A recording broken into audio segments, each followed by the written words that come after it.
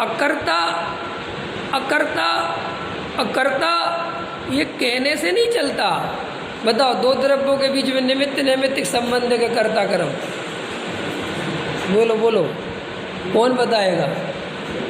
मैंने पूरा पढ़ लिया पैराग्राफ, अब सिद्धों का स्वरूप पढ़ना है। फिर बताओ, जैन धर्म 11 से बताओ, दो द्रव्यों के बीच में निमित्त नैमित्तिक संबंध के कर्ता कर्म है। निमित्त नैमित्तिक भी नहीं है और निमित्त नैमित्तिक तो है। नहीं नहीं, निमित्त नैमित्तिक संबंध तो पूरे समय घटित हो रहा है ना। जिस शरीर की क्रियाएं जो हो रही हैं, इसमें आत्मा का विकल्प चल रहा है ना। निमित्त नैमित्तिक संबंध घटित हो रहे कि नहीं हो रहे? अरे क्या हो गया तुम लोग? निमित्त नैमित्तिक संबंध है रे भैया, कर्ता कर्म संबंध नहीं है। निमित्त नैमित्तिक संबंध तो दो द्रव्यों के बीच में है। कैसे? सूरज निकला, कमल का फूल खिल गया, ख्याल में है कि नहीं आया? ऐसे बहुत सारे उदाहरण, चक और चकवी दुनिया भर के उदाहरण दे रखे। तो वहाँ कहते हैं कि निमित्त नैमित्तिक है, कर्ता कर्म नहीं है, लेकिन जीव वहाँ मानता कर्ता कर्म ही है। और बोलता दो तरह के लोग हैं। जिनकी पढ़ाई नहीं हुई वे बोलते हैं कर्ता कर्म, जिनकी पढ़ाई हो गई वे बोलते हैं। जैसे मोक्षु से पूछो कि दो द्रव्यों के बीच में क्या संबंध है, तो कहेगा एक तो अत्यंत अभाव है, और वैसे पूछते हो तो निमित्त नैमित्तिक। तो समझ जाना कि कांजी स्वामी का ग्रुप का आदमी आ गया। समझ गए नहीं समझ गया?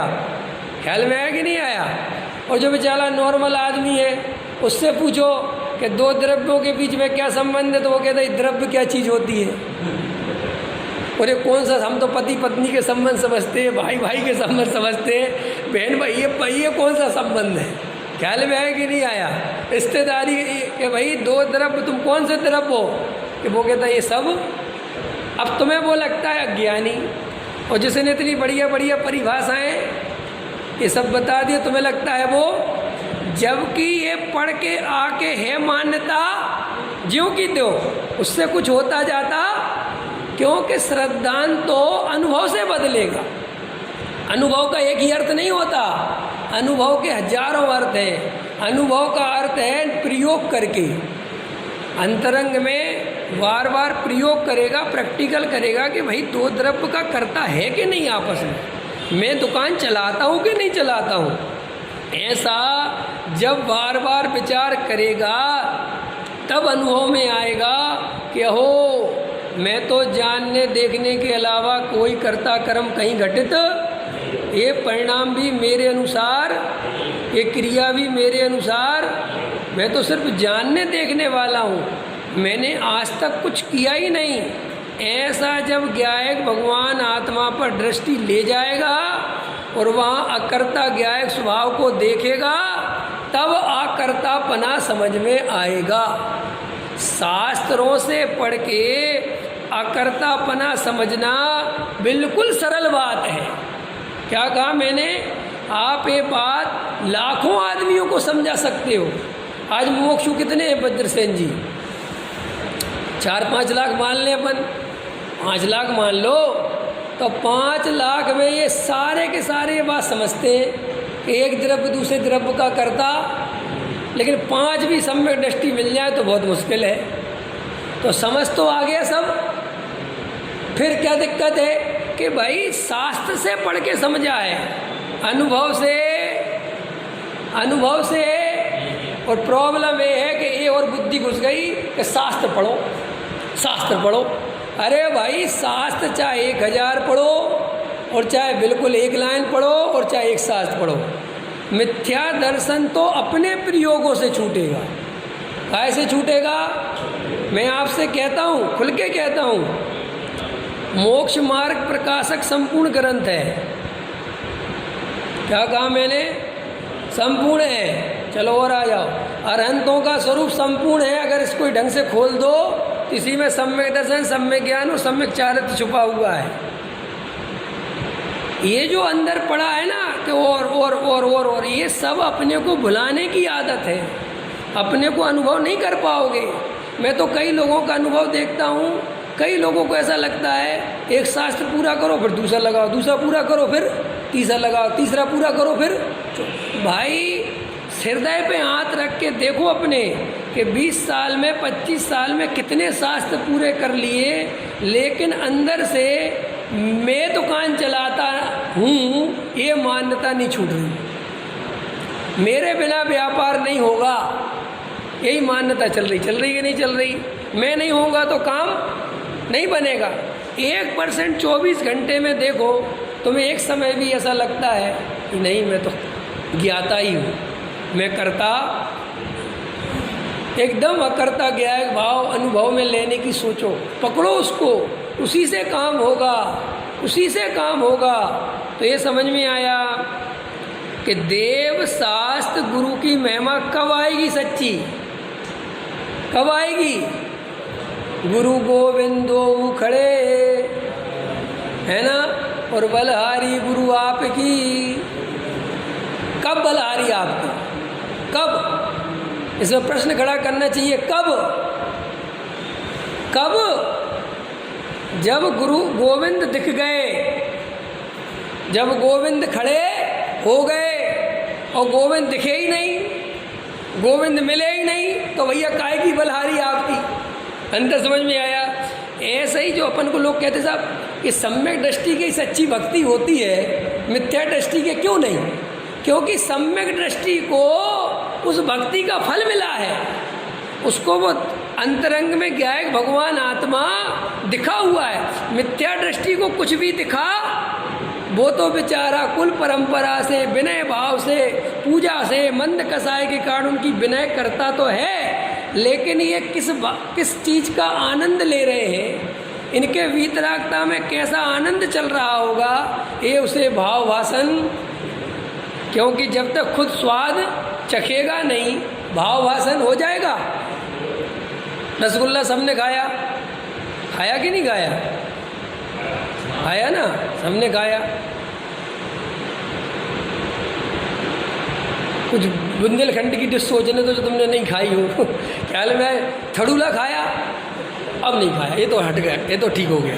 एक थड़ूला है, और थड़ूला मैंने खाया है क्योंकि मैं वहीं का हूँ, और तुमने नहीं खाया। अच्छा बताओ, सही बताओ, अब मैं तुमसे कहूँ थड़ूला की भक्ति करो, अब नहीं, मैं तुम्हें बताता हूँ ना तरीका करने का।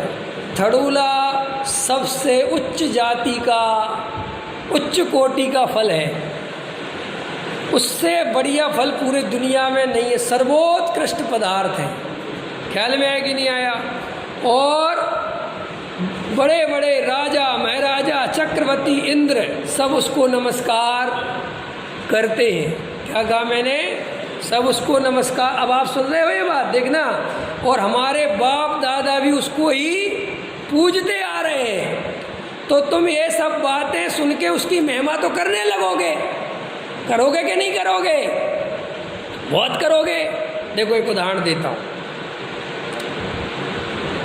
एक बहुत पुराने समय की बात है, एक व्यक्ति के 4 लड़के थे, और वो व्यक्ति बहुत विपन्न था, संपन्न नहीं था, गरीब था, लकड़हारा था, जंगल वंगल से ला के लकड़ी वकड़ी बेच के अपना गुजारा करता था।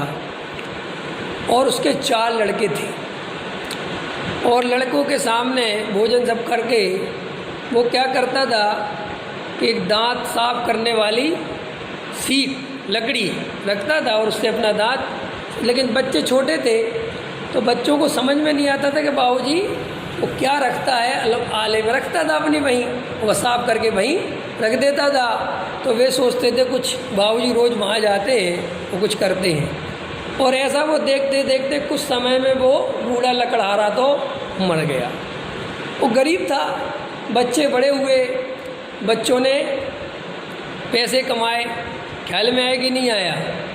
तो बच्चों को अपने बाप की याद में कि हमारे बाप की कुछ निशानी देखें तो बढ़िया से बढ़िया अपन उसकी याद में रखे। तो मेरे को याद आया कि अपना बाप वहाँ जाता था और वहाँ से कुछ उठाता था, देखे क्या है। तो देखा वो लकड़ी थी, उन्होंने कहा अच्छा ये ही है अपने बाप की निशानी। और उस लकड़ी को बढ़िया सोने से जड़वा दिया और बढ़िया एक आला बनवा के उसकी पूजा चालू कर दी। क्या कर दी कि ये हमारे कौन से देवता हैं, कौन से देवता हैं, ये कुल देवता ऐसे ही तो बनते हैं जितने बने हैं आज तक, समझ गए। वो कुल देवता बन गए। फिर लड़कों ने और पैसा कमाया तो उसके नाम का मंदिर बना दिया। ख्याल में आया कि नहीं आया? उस देवता का नाम रख दिया लकड़ी देवता, ख्याल में, और पूजा करने लग गए, सब होने लग गया। और बड़ी भक्ति करते थे, कुछ भी करते थे, जो भी। मेरा कहने का मतलब है, उदाहरण समझ में आया?